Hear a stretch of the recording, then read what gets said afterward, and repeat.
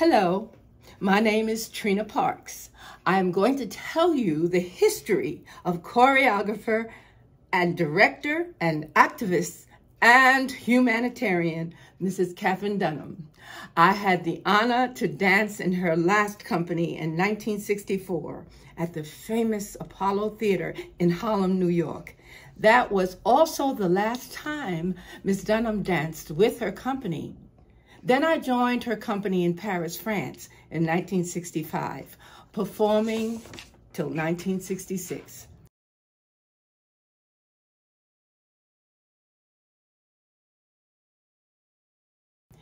Miss Dunham was born June 22nd, 1909 in Glen Ellen, Illinois, near Chicago. Raised in Joliet, Illinois. She would be 114 this June 2023.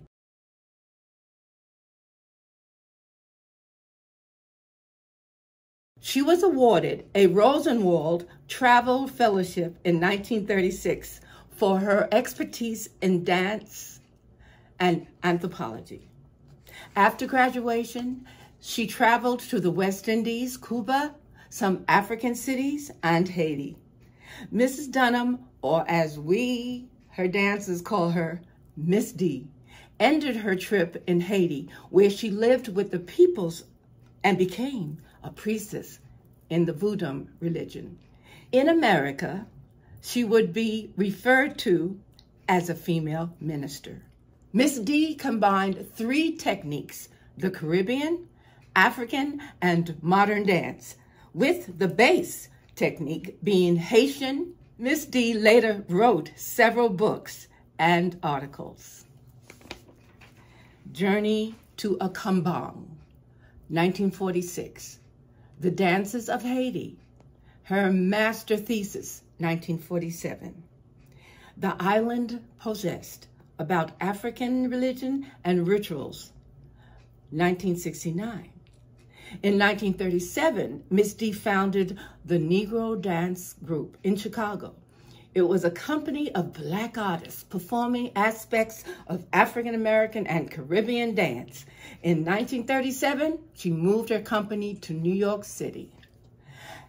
In 1940, Miss D and her company performed the Black Broadway musical Cabin in the Sky, where she played a sultry siren, Georgia Brown. That same year, she married John Pratt, a theatrical designer.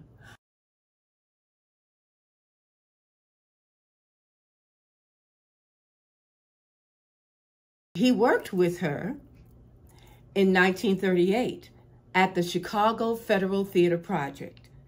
He was Miss D's husband and artistic costume designer till his death in 1986. Since the 1940s, the Dunham Company appeared on Broadway, toured the United States, Mexico, and Europe, and performed in several Hollywood movies. Some were Carnival of Rhythm, 1939, Stormy Weather,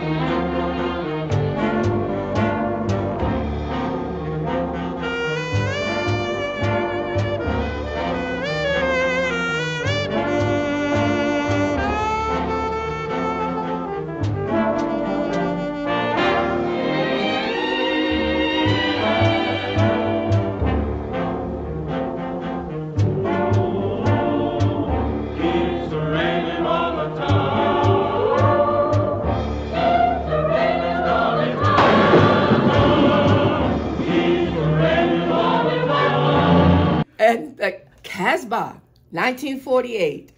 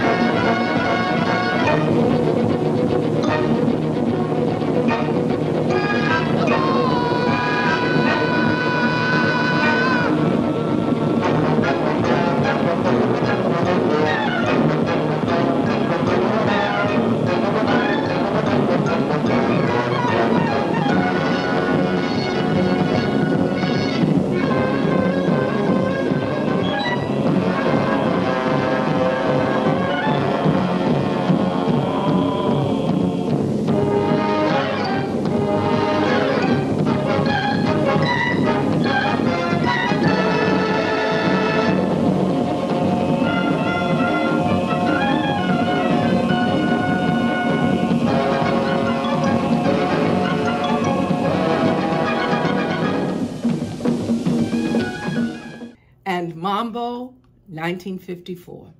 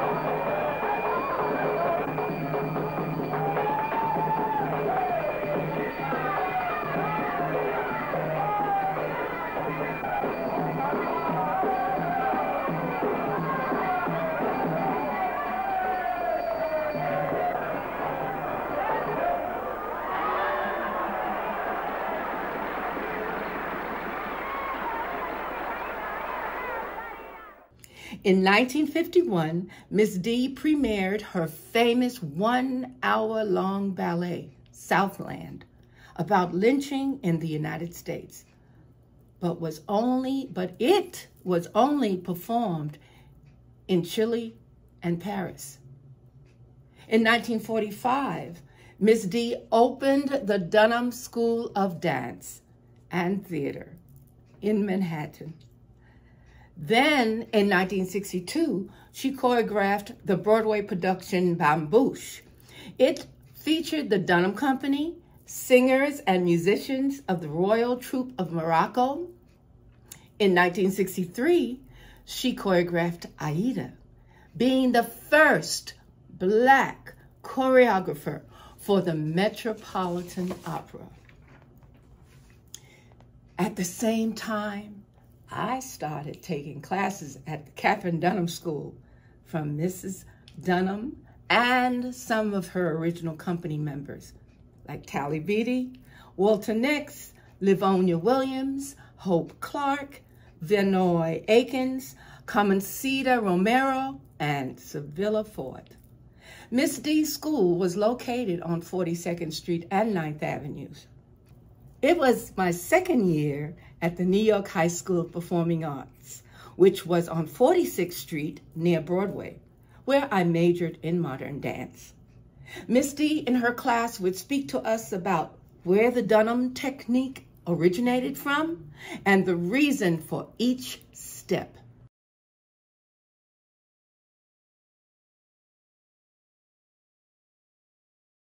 She'd express to us that we should feel the earth under our feet, feel the fresh air in the Haitian wilderness, feel the sky, the clouds and the trees and animals around us. To give us inner strength, sometimes she'd take a wicker basket, hold it in front of us as we moved across the floor, and asked us to hit the basket with strength, but without punching a hole in it or hurting our hand.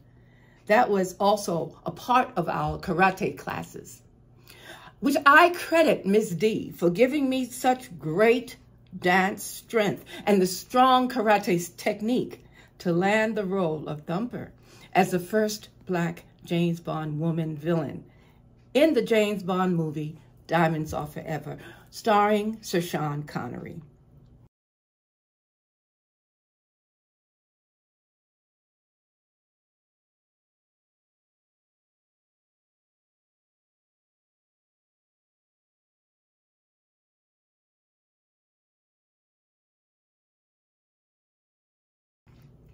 In her iconic piece called La Agia, meaning the fighting dance in Haitian, there's a fight scene between two males, one bad, one good, over one woman, danced by Miss D.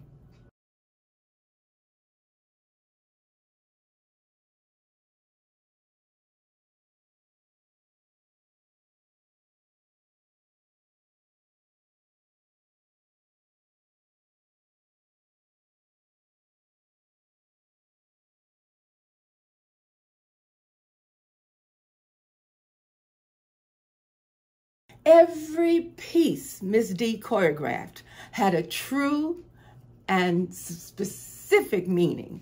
She always used drummers from Haiti and Africa who play the congas in all her productions. Miss D, after her trips to the Caribbean and African countries, completed her anthropology and her thesis in dance. She learned all the ways of life, of their customs, and eventually created her famous Katherine Dunham technique. From their religion, their lives, their love, their weddings, and even their burials.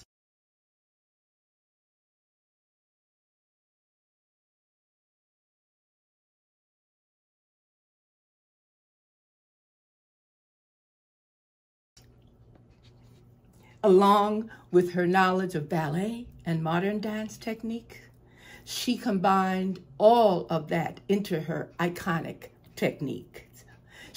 Miss D, created the Dunham bar, which is the most intricate and intense bar, not like any other ballet bar exercises or combinations.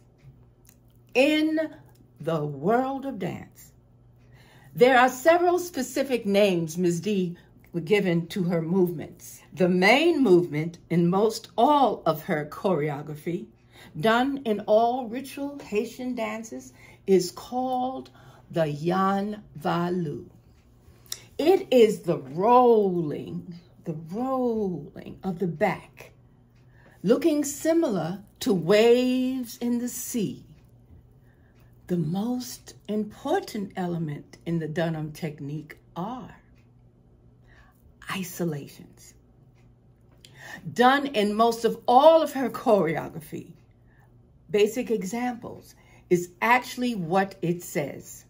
Each part of the body is isolated from the other, meaning if you're doing a head roll,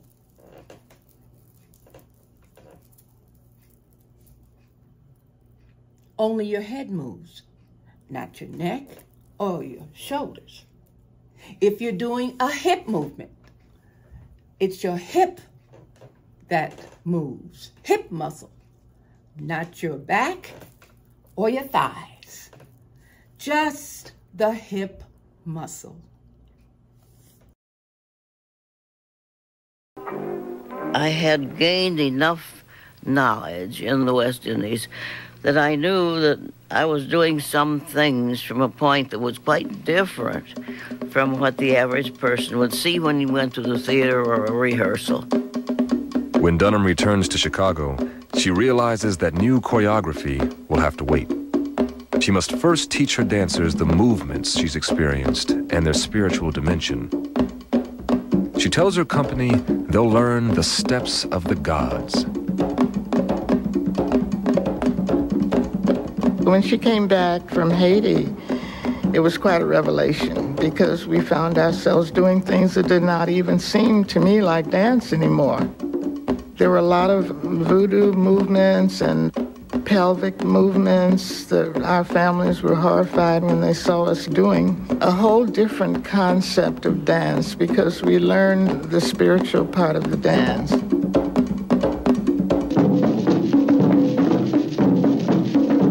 In time, these movements become the foundation of an approach to dance known as the Dunham technique, based on the principle of isolation. She formed this incredible movement system, and that is still prevalent today, although she's not given credit for it.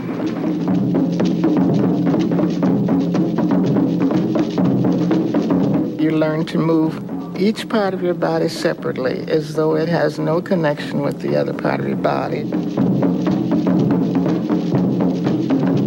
This was isolation of everything, hands, shoulders, hips.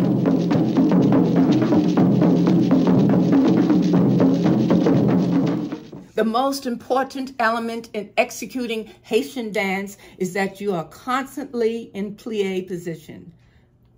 Some other specific positions are pushes. Your hands are over the bar, feet parallel. You push in, out with a straight body, as you would do push-ups on the floor. Flat back, flat back, flat back over. Bending from your waist, like an opposite 7. Legs straight, arms straight, parallel to your ears. Fall recovery. Fall recovery comes from the flat back position, down to the floor. Backs of your fingers up. You push down to your floor with the backs of your hand and then pushing up, going back down in plie position. Heel presses. With leg lifts, your heel presses down behind you. Then lifting that leg to your chest with a pointed foot, then your back leg, opposite leg down, and then you repeat the same with the opposite leg. Heel presses. With leg lifts, your heel presses down behind you, then lifting that leg to your chest with a pointed foot, back down, then the opposite leg comes back up, doing this, repeating the same. Brushes, foot brushes, like you are brushing a small broom, front, back, across the opposite foot. Then the same with the opposite foot. Leg swings, swinging that leg across the body, bent knee, up, back, brushing the floor as you go through 5th position, lifting the knee up to the opposite shoulder, plie in 2nd, and then repeat with the other leg. Rocking chair, crossing the opposite leg, jumping in front of that opposite leg, back, lifting that knee in front, lifting the back knee in attitude front, back, front, back, just like a rocking chair would move. Of course, repeating the other side. All the steps I've mentioned have several variations to their combinations. Miss D choreographed the production Deux anges sont venus, meaning 2 angels have come, in Paris, France. I was the lead female production dancer in that production too. When Miss D returned to the States, she closed her school in New York and opened her new school and museum, the Performing Arts Training Center in East St. Louis.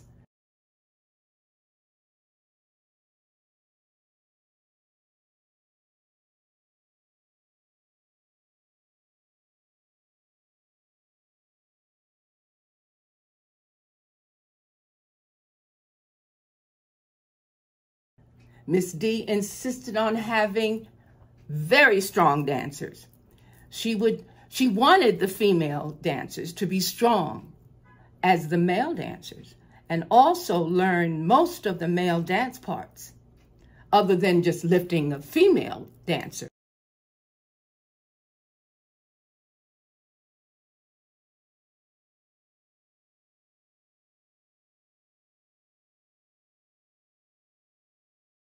Miss D has received numerous awards: the Albert Schweitzer Music Award, the Kennedy Center Award, the Samuel Scripps American Dance Festival Award, and the introduction to the Hall of Fame of the National Museum of Dance.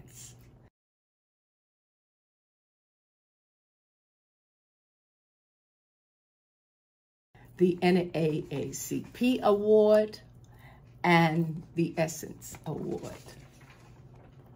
Also, the French Legion of Honor Award, the National Medal of Honor from President George Bush Sr., the Duke Ellington and the Bessie Award from Jacob's Pillow in New York, the UNESCO Humanitarian Award, and the Black Theater Festival Achievement Awards.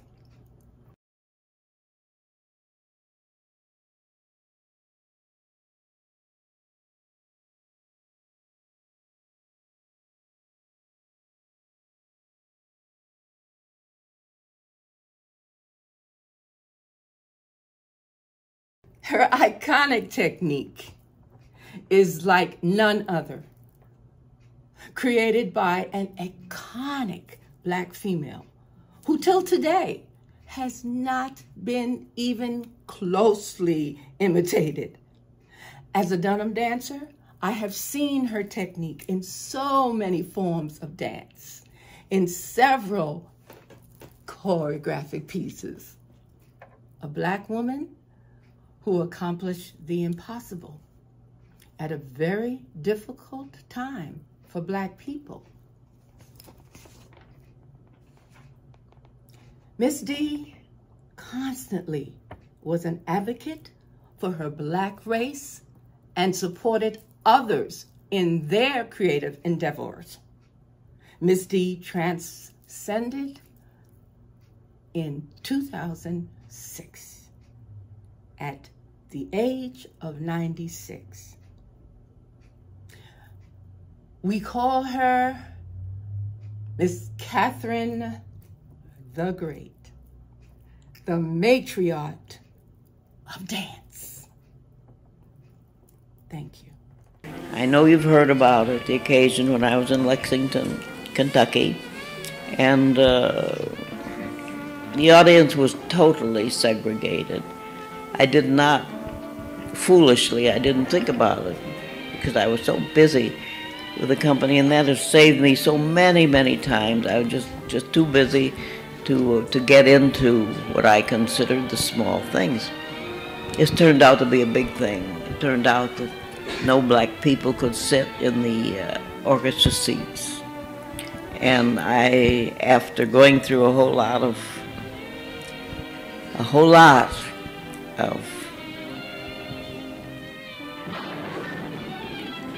resistance, threats, you name it. I did everything possible to be able to get on that stage and feel good about it. And I couldn't win then. Therefore, I decided if I couldn't win at the beginning, I'd win at the end. I did the show. They loved it. Maybe the show was better than it had ever been because everybody was uptight. And in the end, I told them we would never come back until we could appear before people who were sitting next to each other. People of my color were sitting next to people of your color. A lot of people in the audience didn't know it. They had no idea that this was the case. And this is one thing I have to say, you have to be very, very careful about racism. There is conscious, active, violent racism. There's a kind of racism that is simply pure ignorance. People just don't know. And they don't know, and they don't think, and they follow. And all of a sudden they're faced with something which is against their Christian principles, social values, everything. But they did not know that until it was put before them. That night I decided to put this before them. Pinned on the back of one of my fancy little skirts. No whites allowed. I think that's what it said. Which was sort of a rude thing to do, I know. But I was so upset. And I said at the end, until we could sit next to you, I wouldn't come back. And then after that, they got to thinking about it, and they said, well, we want Paul Robeson, we want Marian Anderson, so we better get ourselves together. And they got themselves together, and they sat next to each other, and none of it rubbed off, so they were very happy. Katherine Dunham blended many different genres of dance together. She got great reviews everywhere she went, not only from the audience, but also from the critics. She performed in theaters where she herself would not be able to buy a ticket and watch the show. And in Louisville, Kentucky, the all-white crowd wanted her to do even more even after the show ended. But she didn't, and she stated that she would not return until people like her can sit next to people in the audience and at the shows.